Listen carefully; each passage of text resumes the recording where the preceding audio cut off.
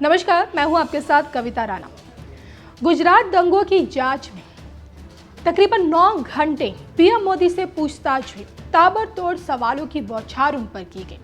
100 सवाल उनसे पूछे गए और पीएम मोदी थे जिन्होंने शांत मन के साथ कोई टाल मटोल नहीं किया, बल्कि हर सवाल का जो जवाब था बेबाकी तरीके से दिया। और 9 घंटे की इस जांच में एक कप चाय तक नहीं पी और ना ही कोई ब्रेक लिया।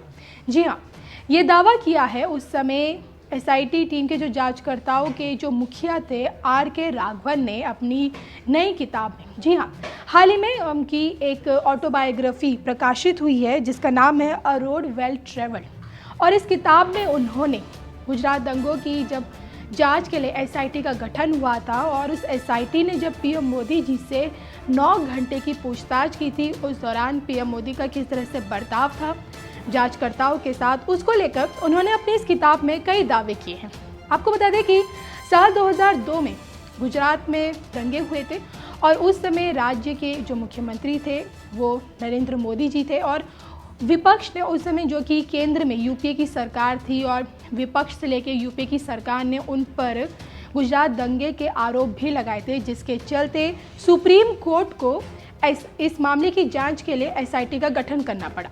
तो 2002 में दंगे हुए थे, उसके बाद एसआईटी टीम का गठन हुआ और जिसके चलते एसआईटी ने पीएम मोदी को जांच के लिए बुलाया था। जी हाँ, गांधीनगर के स्थित अपने एसआईटी दफ्तर में पीएम मोदी को बुलाया गया था, जहां उनसे तकरीबन 9 घंटे की पूछताछ हुई।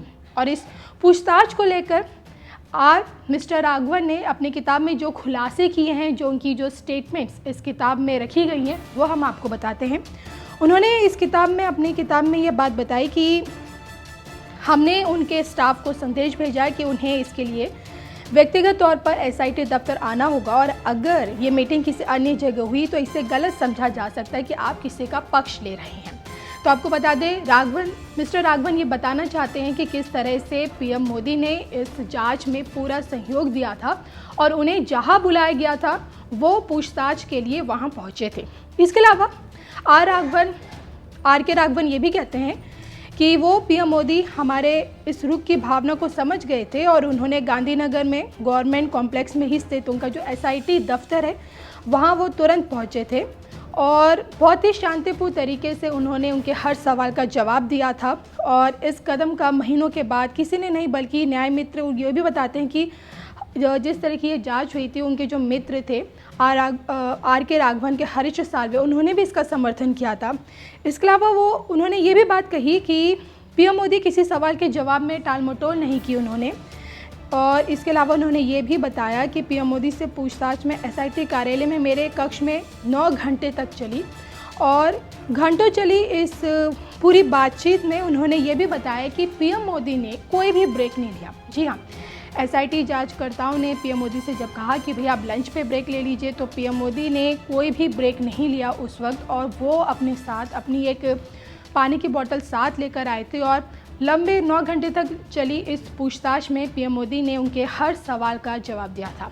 आपको बता दें कि इस एसआईटी गठन जब पूरी इन्वेस्टिगेशन हुई थी तब एसआईटी ने अपनी जो क्लोजर रिपोर्ट थी वो साल 2012 में अपनी क्लोजर रिपोर्ट दायर की थी और जिसके चलते इस क्लोजर रिपोर्ट में उन्होंने पीएम मोदी समेत 63 लोग जिन्हें आरोपी बनाया गया था उन सबको क्लीन चिट दे दी थी। तो एक तरह से देखें तो गुजरात दंगे में एसआईटी टीम ने पीएम मोदी समेत 63 लोगों को क्लीन चिट दे दी थी, लेकिन फिर भी आज के टाइम में विपक्ष कहीं ना कहीं पीएम मोदी पर गुजरात दंगे के आरोप लगाता रहा है।